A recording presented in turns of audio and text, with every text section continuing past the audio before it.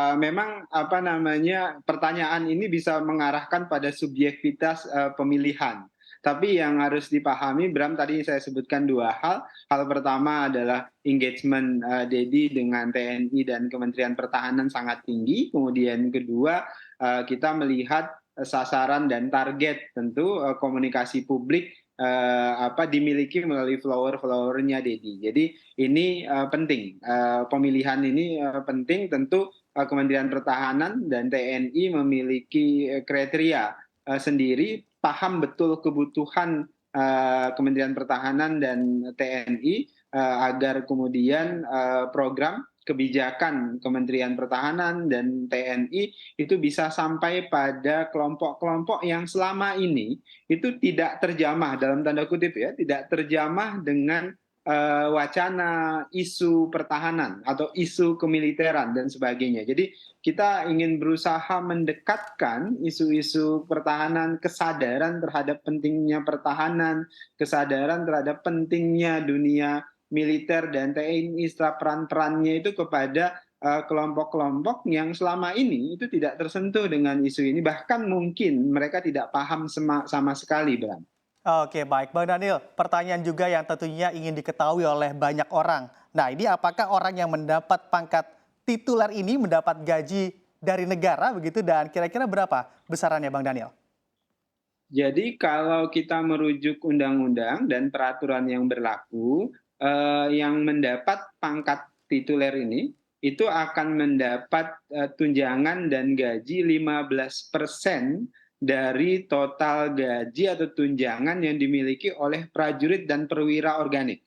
Jadi relatif lebih kecil dibandingkan dengan perwira atau prajurit organik, hanya 15%. Namun terkait dengan tunjangan dan gaji ini, Dedi sampaikan ke saya beberapa hari yang lalu, Dedi tidak bersedia menerima gaji dan tunjangan tersebut. Tunjangan tersebut akan dia kembalikan kepada negara dan dia fokus melakukan tugas-tugas yang diemban oleh Kementerian Pertahanan dan TNI. Dan kami terus terang apresiasi sikap Dedi tersebut, karena terus terang Bram, kalau dipahami ketika Dedi disematkan pangkat tituler, maka ada beban, ada liabilities nih sebenarnya, ada kewajiban yang harus ditunaikan oleh Dedi. Kenapa? Pertama, dia terikat dengan aturan-aturan militer, hukum militer, itu jadi catatan penting. Kemudian kedua, Dedi juga kehilangan hak pilihnya sebagai warga negara. Kenapa? Karena dia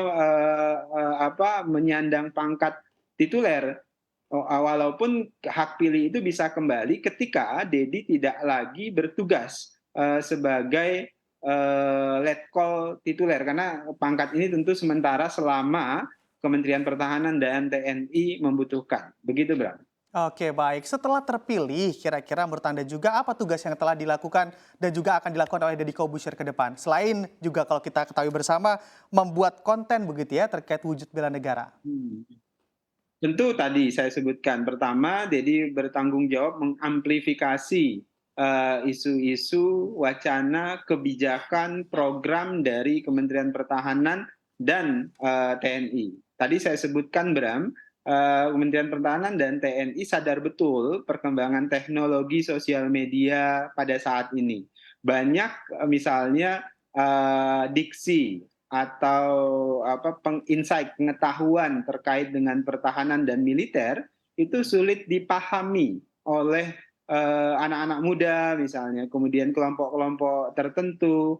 Nah, sehingga melalui Dedi kita bisa menyampaikan program kebijakan maupun isu atau apapun terkait dengan dunia pertahanan dan kemiliteran. Karena terus terang selama ini kan isu pertahanan, pentingnya pertahanan, dunia militer dan sebagainya itu tidak terlalu dekat dengan dunia-dunia anak muda, tidak terlalu banyak dibahas di sosial media dan sebagainya. Dan mudah-mudahan melalui Dedi itu bisa diamplifikasi.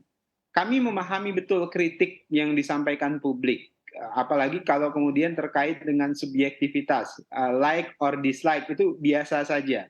Namun kami Baik. berharap tugas ini baru diberikan kepada Dedi, kita lihat apakah Dedi sanggup dan bisa melakukan tugas ini, baru kemudian kita bisa evaluasi. Kira-kira begitu, Bram. Oke, baik, harusnya kalau sudah dipilih sebetulnya secara kredibilitas sudah bisa dipastikan mampu begitu ya, apalagi dipilih langsung oleh Betul. Prabowo Subianto, Bang Dani. Tapi pertanyaannya juga, Anda tadi katakan ini adalah pangkat sementara apabila dibutuhkan oleh Kementerian Pertahanan. Nah, untuk sementaranya ini biasanya berlangsung dalam berapa ataupun jangka waktu berapa lama, Bang Daniel?